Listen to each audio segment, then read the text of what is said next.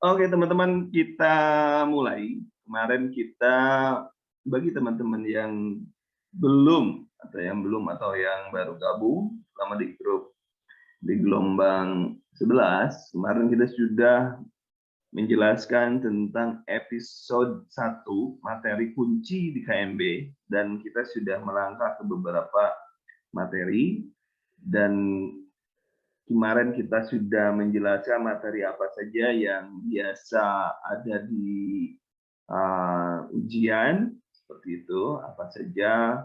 Kemarin kita sudah banyak menjelaskan terkait dengan materi, dan kita hari ini kita akan melanjutkan materi yang sudah kita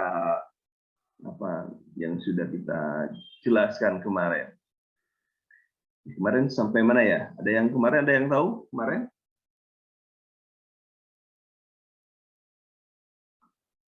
Oke, akan kita bahas kalau begitu. Saya akan memulai dari perawatan luka. Anda boleh melihat di perawatan luka apa yang akan diujiankan. Perawatan luka merupakan soal atau materi yang sering keluar, tidak hanya di ujian ketiga K, tetapi juga di SKB dan UKOM. Dan perawatan luka ini merupakan tindakan yang sering keluar, sehingga Anda harus paham dari mulai pengkajian luka itu bagaimana dan lain sebagainya. Oh, dengan itu saya lupa kemarin saya berjanji pada Anda bahwa saya akan menjelaskan tentang materi jenis-jenis luka. Nanti kan coba mind map-nya. Tadi siang saya sudah memberikan mind map terkait dengan apa ya tadi ya? Volume paru. Apa yang saya berikan dan saya tanyakan, apa yang saya berikan di mind map, kemudian apa yang saya tanyakan di kuis, itu merupakan soal-soal yang keluar tahun lalu. Jadi teman-teman silahkan dicermati saja, sehingga Anda belajar itu tidak hanya mengandalkan pada saat kita diskusi di grup pukul 19 sampai pukul 21, tetapi juga Anda mendapatkan tambahan pengetahuan apa yang harus Anda kuasai. Dan tadi dari grup 11 ada yang bertanya, ini boleh di print nggak? Silakan, kalau di print itu milik Anda kok. Silakan di print, materi kunci itu silakan di print supaya Anda mendapatkan bisa dibaca. Nanti ya banyak sekali mind map yang akan saya berikan pada Anda, silakan baca satu persatu. Dan kenapa? Karena konon kabarnya bahwa ujian itu, saya kemarin sudah bertanya pada teman yang kebetulan dia pegawai di BKD, saya tanya, bro, ujian kapan? Ya, teman saya bertanya, ujian kita mulai Oktober akhir, paling telat November kita harus sudah mulai. Dia bilang seperti itu. Jadi artinya kita masih punya kesempatan. Sekarang tanggal berapa? Tanggal 26 ya, 26 September. Artinya kita masih ada kesempatan untuk memulai belajar. Dan siap-siap Anda harus lebih ekstra keras karena waktu ujian itu sebentar lagi. Makanya baca itu materi, kemudian kuisnya ikuti, kemudian karena saya akan membagi beberapa materi di beberapa media. Jadi Anda tinggal ikuti, ada di YouTube juga, kadang-kadang saya mengambil di TikTok juga, kadang juga saya kasih di mind map juga, supaya Anda mendapatkan gambaran secara menyeluruh, tidak hanya mengandalkan belajar nanti malam dari jam 19 sampai 21 selesai, itu tidak. Yang saya harapkan saya ingin selama beberapa minggu ini Anda terus terpacu otak Anda supaya Anda terus belajar dan belajar. Karena kalau tidak seperti itu, Anda akan lengah dan orang lain yang akan mengambil posisi yang Anda inginkan itu. Itu yang saya tidak harapkan. Makanya ada Zoom, ada mind map yang saya berikan kepada Anda, ada materi, juga ada TikTok, juga ada di kadang-kadang saya simpan di Instagram juga, silakan aja lah. Anda ikutin saja saya, dan apa yang kembali lagi apa yang saya buat di kuis itu adalah untuk ataupun materinya dari tahun kemarin. Dan mulai minggu-minggu ini saya sudah tidak memberikan kuis secara gratis. Jadi saya tidak akan memberikan lagi kuis di gratis. Kalaupun memberikan mungkin seminggu sekali atau bagaimana. Jadi saya ingin Anda yang mendapatkan sudah bayar, Anda mendapatkan keuntungan yang lebih dibanding teman-teman yang tidak berbayar. Dan mereka pun ada, cuman tidak akan seintensif yang saya berikan pada Anda. Kita lanjutkan pada pengkajian. Saya ulangi bahwa perawatan luka adalah tindakan perawatan yang selalu keluar. Itu yang harus Anda pikirkan. Mulai pengkajiannya apa, itu harus sudah dipikirkan. Kemudian, yang biasa dilakukan juga atau ditanyakan juga adalah tindakan keperawatan.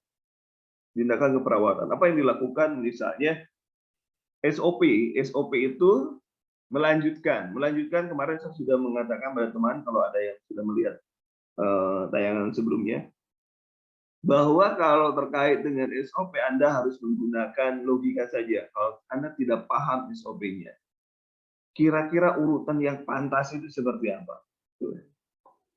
Kemudian pendidikan kesehatan, apa pendidikan kesehatannya? Mungkin tidak memegang luka pada saat operasi, tidak boleh dipegang, bagaimana menjaga kebersihannya, bagaimana menjaga nutrisinya, dan lain sebagainya. Kemudian evaluasi keperawatan luka seperti apa yang diharapkan, tentunya ini adalah subjektif, bukan hanya subjektif tapi objektif. Anda bisa melihat bagaimana apakah lukanya nyambung atau tidak, atau bagaimana, ya, seperti itu.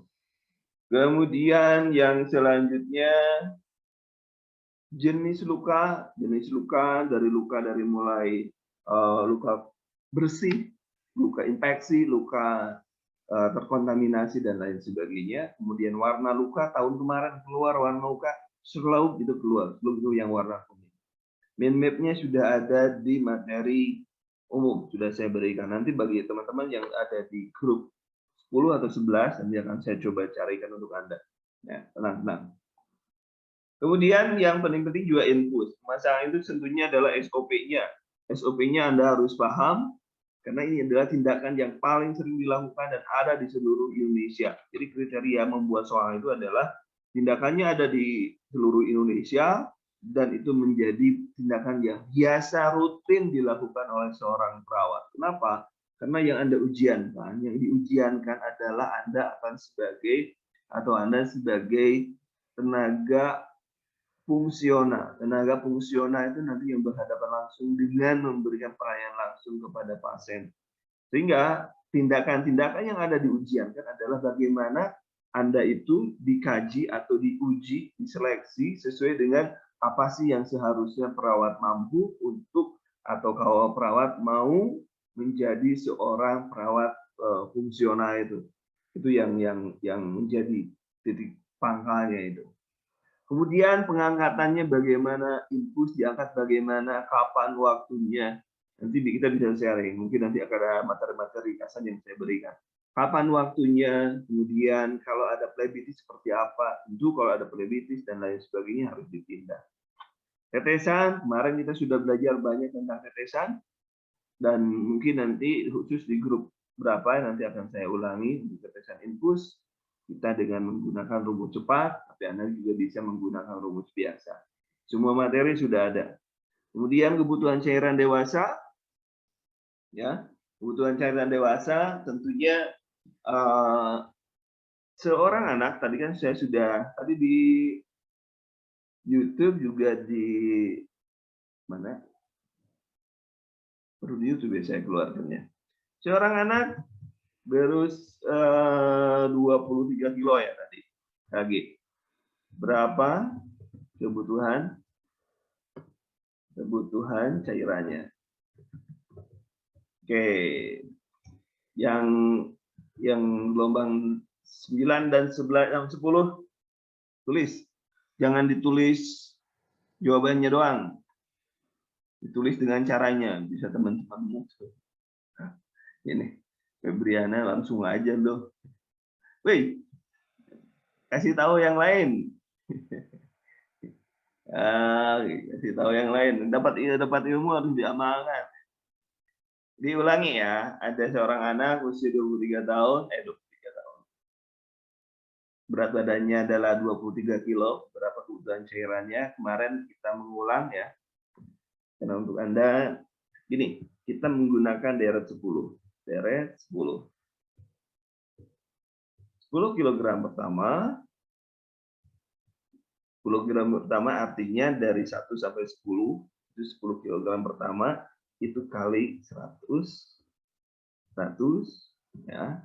Kemudian 10 kg kedua, kali kedua, artinya dari 11 sampai 20, artinya dari 11 sampai 20, ya artinya berarti kali 50, kemudian 10 kg selanjutnya mau berapa kilogram selanjutnya tetap itu dikali 20. Tapi di sini ada perbedaan, ada beberapa sumber yang mengatakan dikali 25, tapi saya menggunakan yang kali 20. Rata-rata semua orang menggunakan yang 20.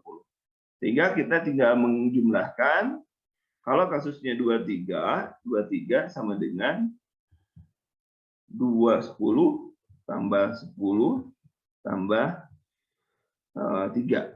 Artinya adalah 10 kali 100, 10 ini kali 50, 10 ini bagian deret yang selanjutnya adalah kali 20. Jadi tinggal berarti kali 1000 tambah 500 tambah 3 kali 20 itu berarti 60. Jadi totalnya 1560. Nah, kalau sudah paham, Anda sudah bisa melihat bahwa ini kalau misalnya 10 kg, kalau 10 kg otomatis ini otomatis 1000 kan, 10 kg. Kalau 15 kg berarti 15 kg. 20 kg ini sudah pasti 1.500. Kenapa 15? 20.500 kan 10 ini sekali 100 ini otomatis 1000, ini ditambah 10 lagi kali 50 jadi 500. Jadi 1.500. Jadi kalau misalkan Anda sekarang 23 berarti otomatis sudah ambil aja yang ini. 23 itu berarti 1.500, sisanya berarti 3 kali 60, jadi 1.500 tambah 3 kali 60. Itu aja. Itu lebih mudah lagi, lebih mudah. Oke, oh ya tuh pada pintar. Ketinggalan. Oke sih, Anda sudah bisa menjelaskan ya. Alhamdulillah. Mungkin yang gelombang 11 ada yang tanyakan sampai sini? Gak apa-apa, kita sampai santai aja. Kalau jelas nanti kita dengan rumusnya. Contoh kebutuhan cairan dewasa. Kebutuhan cairan ada beberapa rumus, tapi kalau kebutuhan dewasa juga menurut KB Pharma itu bisa menggunakan rumus yang ini. Salah satu bisa menggunakan rumus yang ini berdasarkan berat badan. Mungkin nanti saya cari cek lagi. Kalau KB bisa menggunakan rumusnya. Benar. Kalau misalkan 11 kilo, iya. Berarti 11 kilo itu 1000, udah jelas kan 1000, 10 itu 1000, 11 berarti 1 kali 50. Jadi 1050. Clear ya?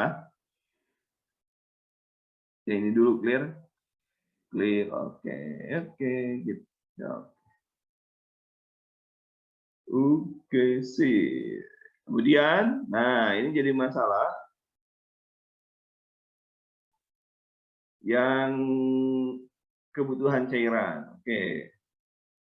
Kebutuhan cairan dewasa bisa menggunakan rumus yang ini juga, karena saya mendapatkan bahwa dewasa pun bisa menggunakan rumusan ini.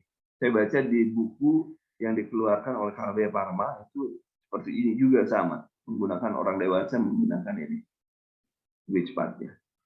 Kemudian kebutuhan cairan dewasa. Nah, kebutuhan cairan dewasa biasanya yang dicari dari luka bakar biasanya. Itu biasanya yang dicari. Kalau kebutuhan dewasa ini jarang biasanya. Mana barusan? Saya clear dulu ya. Kemarin kita sudah belajar Baxter. Baxter itu rumusnya 4 kali luas luka bakar kali BB. Nih. Soal BB 50 Kg luka bakar 25%. Berapa kebutuhan cairannya? Silahkan itu. Rumusnya sudah ada itu.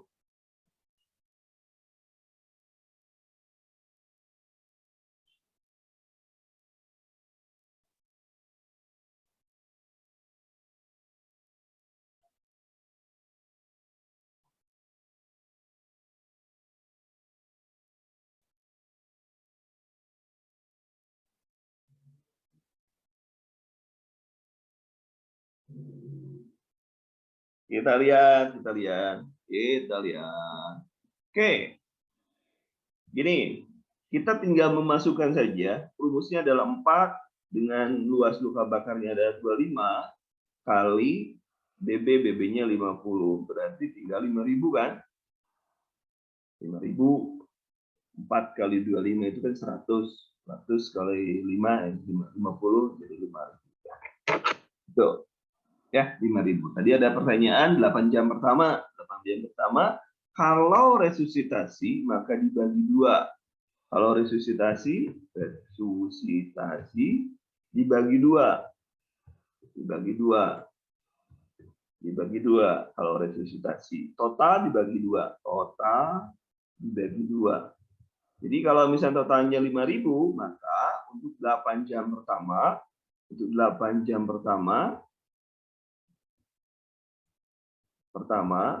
itu setengahnya 50%-nya. 50% berarti dibagi 2, berarti 2.500. Berarti 2.500. Nah, itu untuk 8 menit pertama. 8 jam pertama. 8 jam. Jam pertama 2.500 ml. Tinggal masukkan ke dalam rumus. Anda boleh pakai rumus normal. Kalau dihitungnya ini jumlah cairan 24 jam. 24 jam ini. Yang ini adalah cairan 8 jam. Kalau Anda yang ditanyanya adalah tetesan infus per menit, maka Anda silakan menggunakan berapa. Karena tadi saya menanyakan dengan yang pink. Pink itu 20 tetes per menit. Karena kita menggunakan yang pink, maka kalau menggunakan yang pink atau 20 tetes per mili, maka rumusnya adalah jumlah cairan dibagi 500 kali 7. Ini dewasa ya. Kali 24 dibagi lama pemberian. Ya. Nah, kita tinggal memasukkan, tadi yang dibutuhkannya adalah waktu 8 jam, berarti 2.000. Setengahnya dari 5.000, 2.500 dibagi 500 dikali 7 dikali 24 dibagi 8. Jadi 5 ya, benar ya 5 ya. 5 kali 7 kali 3. Ya, 5 kali 7 kali 3 berarti 21 kali 5 berarti 105. Ya, 105 tetes di sini. Sebelah sini nih supaya nggak menghalangi pemandangan. Nah, sebelah sini. 105 tetes per menit. Seperti itu ya cara menjalankannya. Ya 2.500.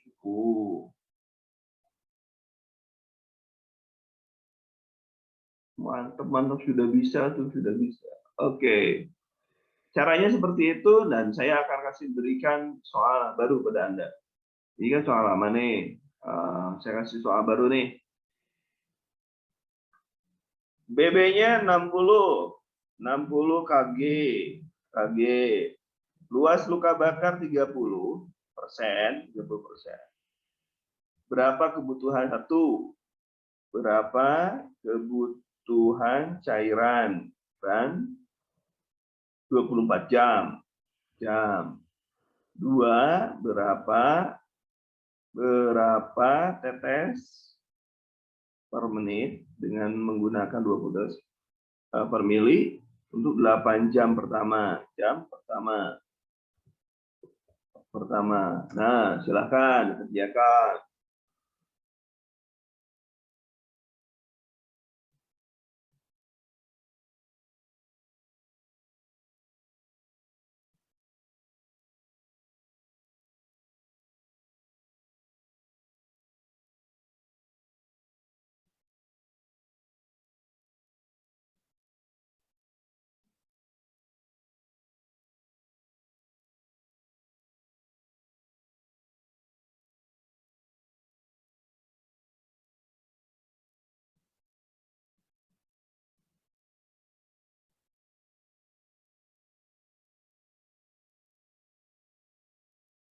Kita lihat.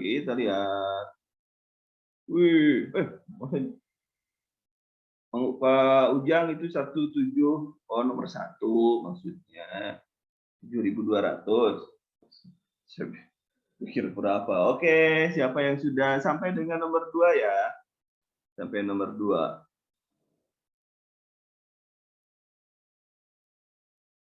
Sampai dengan nomor 2.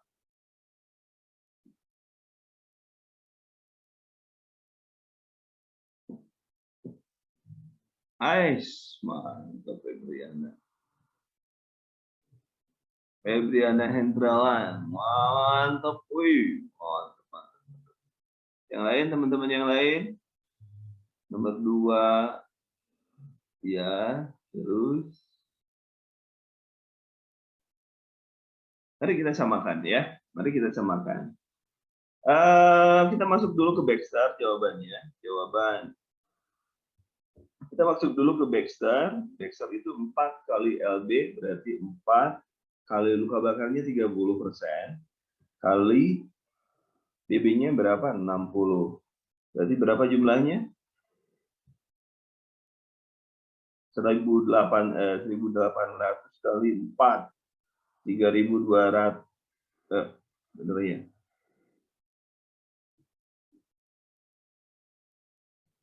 72 ya? 7.200.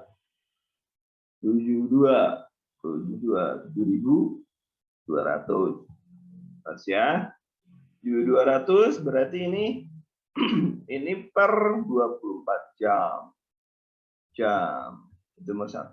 Nomor 2 berarti 7.200 karena dibagi 2. Dibagi 2 berarti adalah 3.600 per 8 jam. Begitu. Kemudian tetesannya 3.600 dibagi 500 kali 7 kali 24 dibagi 8. Berarti berapa ini? Hasilnya 3.600 dibagi 500 berapa? 3.600 bagi 5. 7,2 ya, 7,2 kali 21. Dari mana 21? 24 bagi 8 itu 3. 3 kali 7, 21. Kemudian, hingga berapa? Kali di 151,2.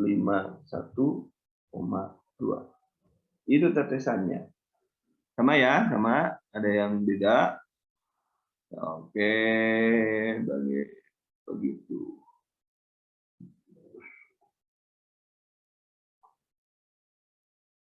Ada yang ditanyakan? Sampai sini, pertama gelombang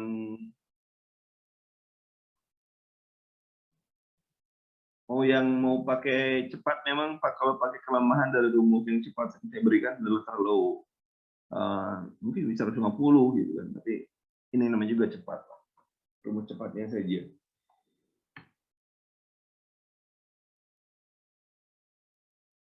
Ada yang tanyakan? Anda sudah bisa sampai dengan kebutuhan cairan dan bagaimana cara menggunakan. Anda pakai rumus biasa juga boleh. Rumus biasa yang mana? Yang ini rumus biasa. Ini jumlah cairan dikali faktor tetes.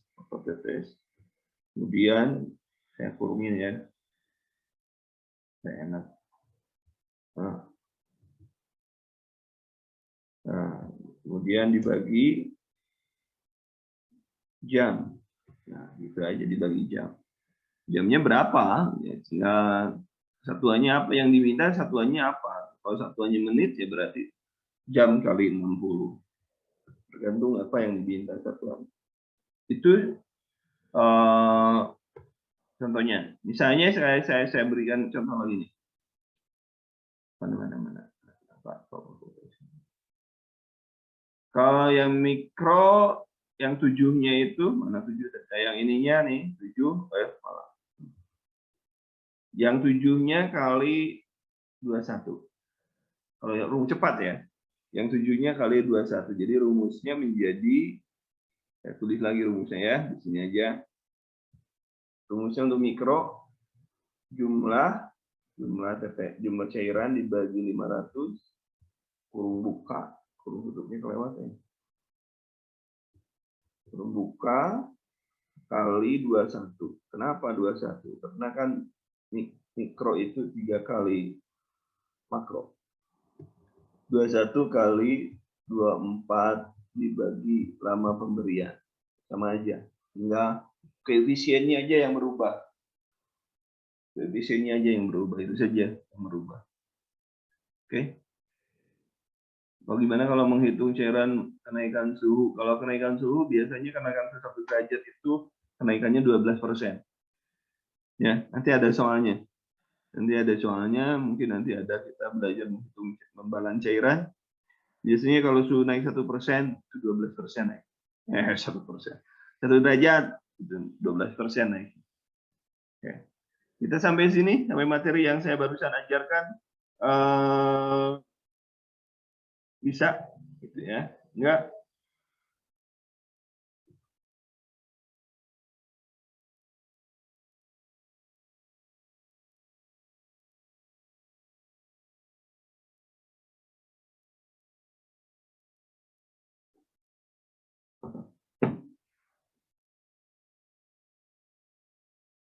Lanjut. Oke.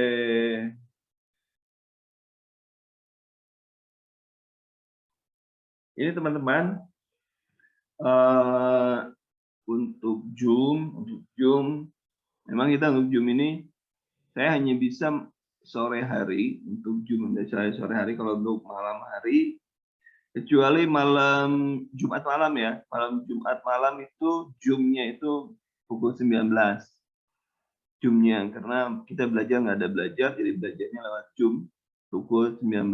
Jadi kalau hari Senin dan Rabu pukul 16, gitu ya, supaya tidak lupa. Bagi teman-teman yang belum bisa gabung, nanti lihat aja di YouTube-nya. Tapi kadang-kadang di YouTube itu nanti ada beberapa yang saya potong. Yang nggak penting saya potong supaya nggak terlalu lama di YouTube, kasihan. Ya, kayaknya nanti pun ini akan masuk ke YouTube dan omongan saya ini mudah-mudahan saya nggak diedit juga nanti.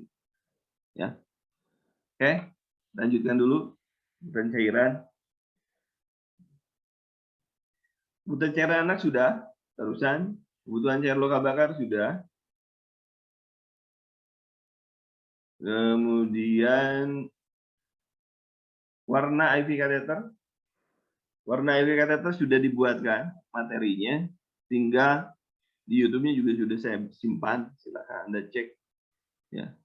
Oh, kalau gitu enak yang kemarin dong, dari YouTube Zoom-nya bisa ikut dari kemarin. Iya lah, orang yang dari daftar dari bulan 1 itu sampai sekarang masih punya kesempatan untuk Zoom dengan saya. Jadi semakin lama Anda dengan saya, semakin pintar. Itu sudah saya zoomkan itu. Anda tinggal lihat. Kemudian indikasi NGT. Nah, tadi soalnya adalah kalau posisi pasien yang soal tahun kemarin, pasien tidak sadarkan diri, itu apa posisinya untuk masukkan NGT? Ya, aslinya pasti supin, nah, kemungkinan tenan dan supin berarti hiperekstensi, kelihatan, kelihatan lewat tenggorokannya, ya kan? Kemudian indikasinya ya tadi operasi besar, dekompresi perut, memberikan nutrisi, dan lain sebagainya. Kontraindikasi adalah apa? Pasien kontraindikasinya NGT apa coba? Ada yang tahu kontraindikasinya?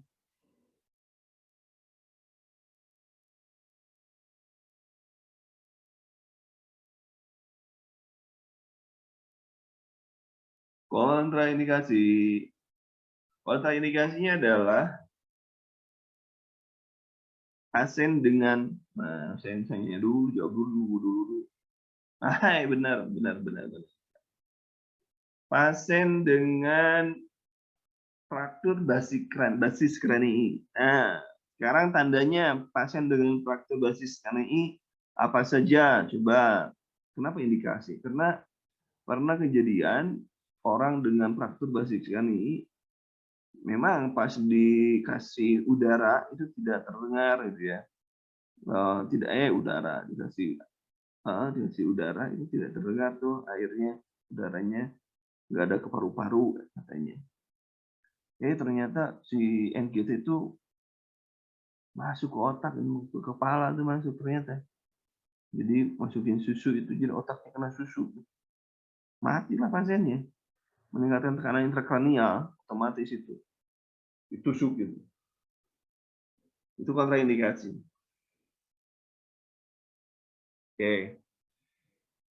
Oke, tanda fraktur basis kranii apa? Fraktur basis kranii. Orang dicurigai fraktur basis kranii itu apa? Oke, satu, siapa yang tahu? Yang tahu?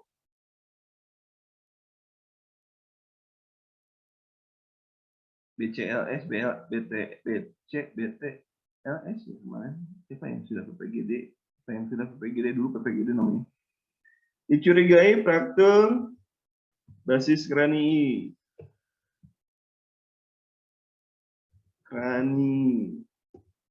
Satu apa? Yo, satu. Kehilangan keseimbangan. Benar, rakun eye dulu. Saya rakun eye. Apalagi dua, cek. Yang mana ini? Yang mana kanker esofagus? Kita masih faktor basis kranii, nggak kemana-mana dulu. Karena terkait dengan indikasi dan kontraindikasi NGT. Ada namanya muntah proyektil. Apa itu? Muntah proyektil apa itu?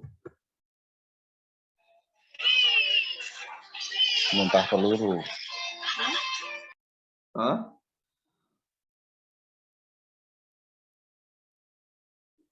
Muntah proyektil itu muntah yang tidak diawali dengan perasaan mual. Nyembur itu, nyembur. Bukan proyektil, bukan peluru. Bukan peluru, tapi nyembur tanpa didahului oleh mual dan mual, perasaan mual. Kemudian apa lagi? Ada rhinorrhea.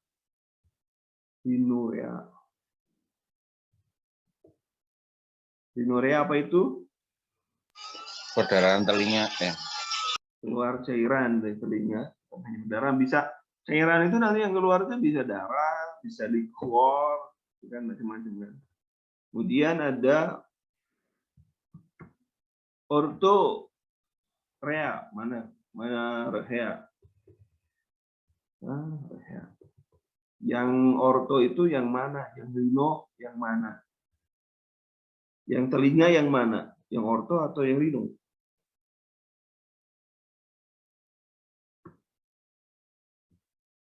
Ortodontis.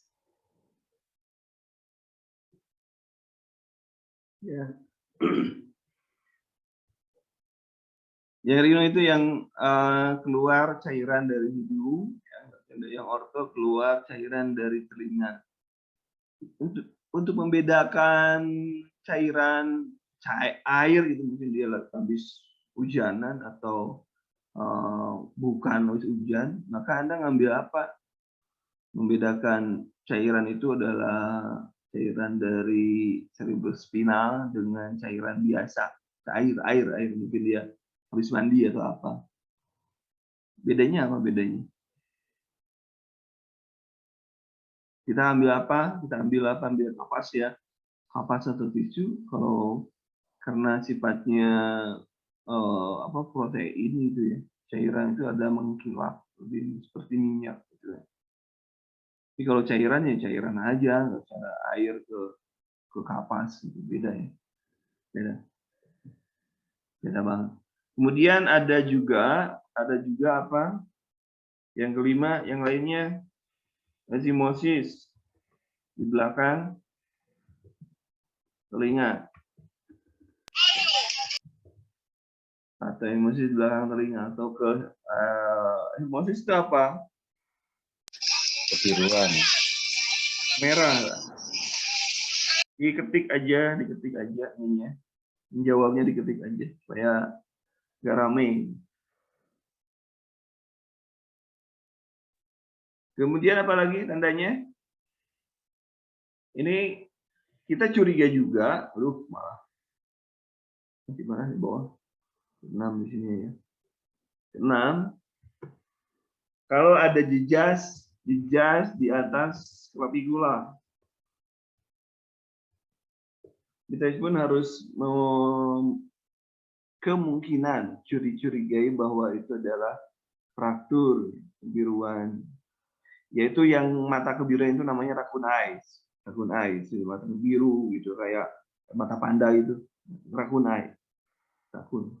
Ada jejas di atas clavicula ke atas, berarti kalau ke atas clavicula berarti kita harus curiga, bisa di leher, bisa di mana. Kalau jejas di mana saja, clavicula ke atas itu kita harus curiga bahwa ada fraktur vesikel ini. Pertanyaannya ini pasiennya harus dengan dibawa oleh berapa orang? Dibawa oleh berapa orang, namanya apa?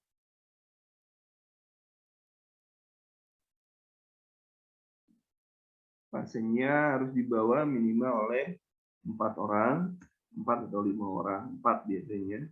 3 juga biasa, tapi jarang lah 3. Namanya tindakannya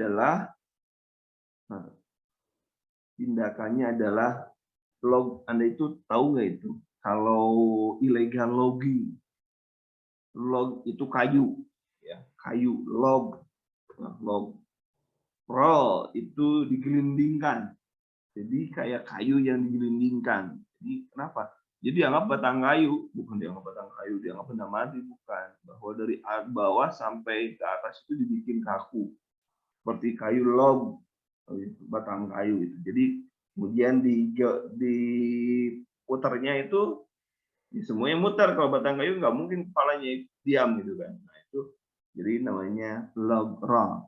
Dan ada seorang yang memegang kepala supaya lurus, itu alignment ataupun si bagian tulang belakangnya itu lurus. Namanya log roll. Nah, ini merupakan bagian dari kontra indikasi. Kemudian pasien-pasien yang seperti ini pasti nanti kita lihat apakah ada trauma cavitis atau apa, kita lihat. Itu ya. Kita clear dulu. Nah, udah kontraindikasi sudah. Cara mengukur selang, ada beberapa cara mengukur selang. Ada yang dari ujung hidung ke telinga, kemudian ke proses squamous. Ada yang dari ujung hidung ke telinga, kemudian antara umbilika dan processus squamous dibagi dua, tengah-tengahnya ada yang dari yang dari jidat sampai ke proses sukuides, ada banyak cara yang untuk mengukur selang cara memasukkan atau tidak pasiennya, misalnya biru, tiba-tiba biru, ya janganlah yang dimasukkan. Batuk, tarik dulu, tapi kemungkinan balu batu masih bisa dimasukkan. Kapan memberikan makanan? Kapan memberikan makanan ini sudah jadwal. Tetapi sebelum memberikan makanan, makanan itu harus kalau pernah memberikan makanan harus dicabut, harus cabut. Ditarik dulu makanan yang sisanya, misalkan dicek dulu. Memberikan makanan misalkan jam 8 atau sekarang jam berapa jam? Oke lah jam 8. Sekarang jadwalnya, maka Anda tarik dulu, nanti kelihatan apakah ada residunya enggak. Kalau kelihatannya bening seperti cairan lambung biasa, berarti sudah penyerapannya itu sudah bagus tubuh pasiennya itu.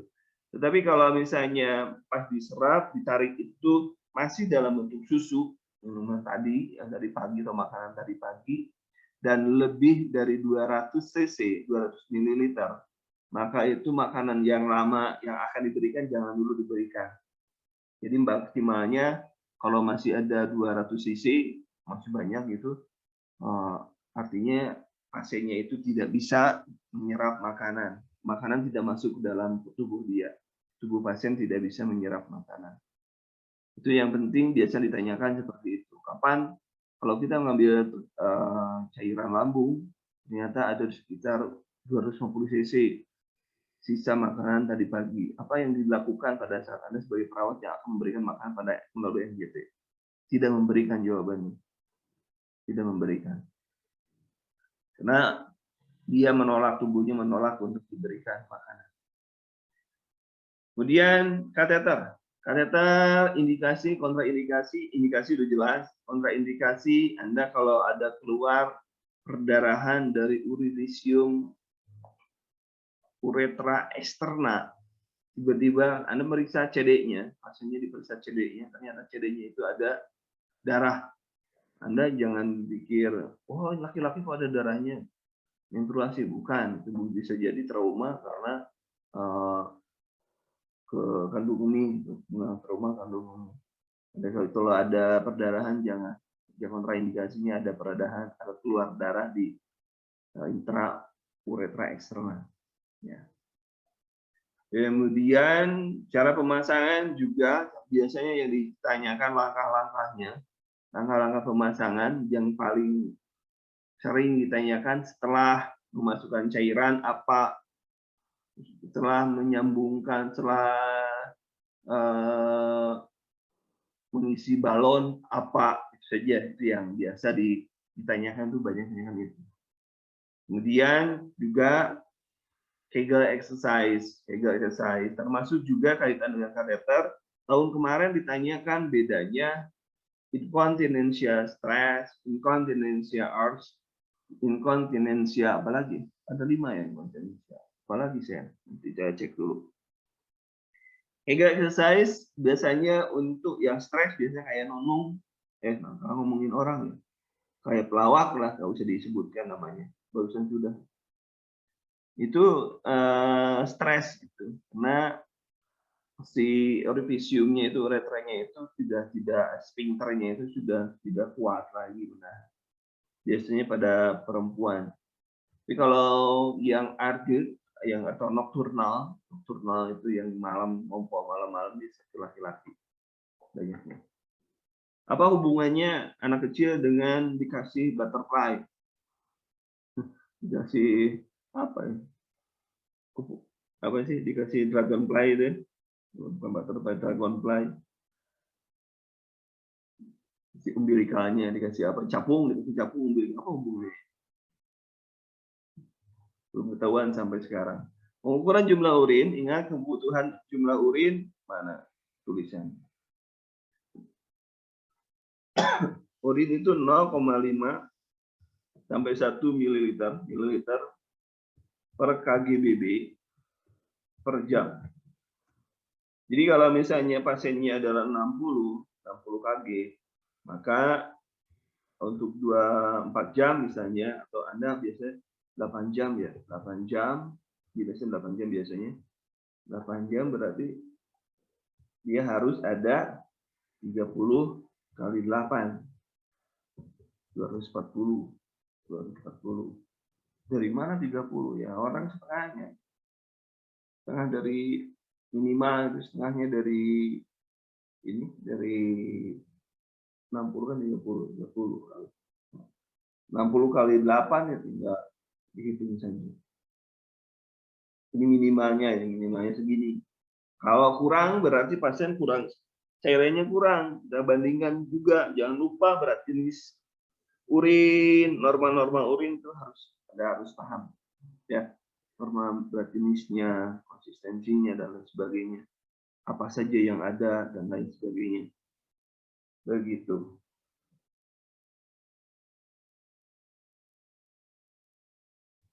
Kemudian nah, supaya Anda paham,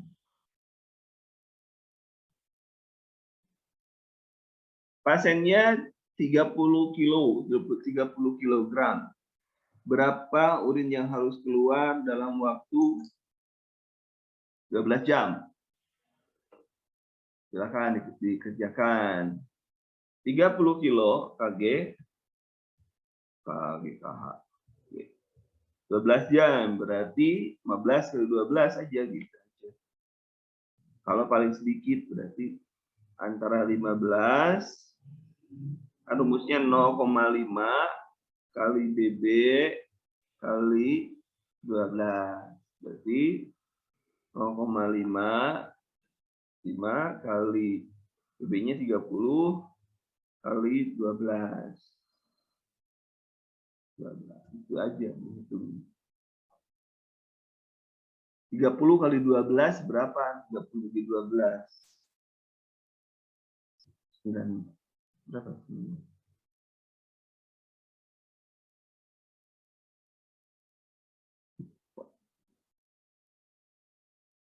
Ayo, berapa? 3.600. Jadi 1.800 ya.